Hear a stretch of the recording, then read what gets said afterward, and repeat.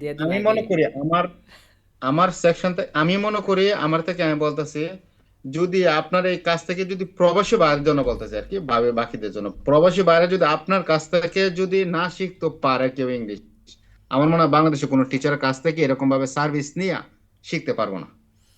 হ্যাঁ, এটা আমিও যথেষ্ট কনফিডেন্টের সাথে বলতে পারি। যদি আমার কাছে শিখতে না পারে, তাহলে অন্য কোথাও শিখতে পারবে না।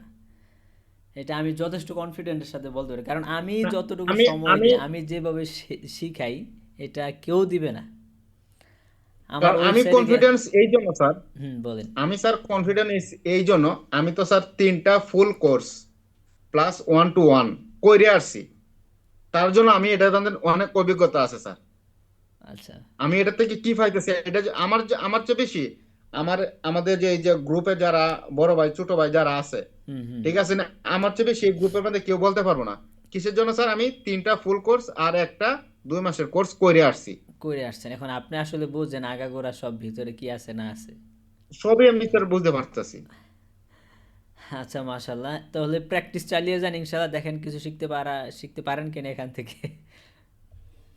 না দেখেন এখানে। ইনশাল্লাহ, আমার বিশ্বাস হয়ে গেছে স্যার।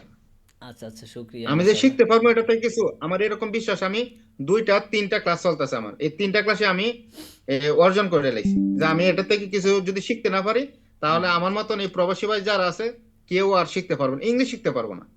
হুম। আমি আপনাদের ফ্রি ক্লাসে অনেকেই বলছি যে আপনাদের জীবনে আপনি যেই লেভেলে থাকেন না কেন, আপনার লেভেলকে আমি পরিবর্তন করে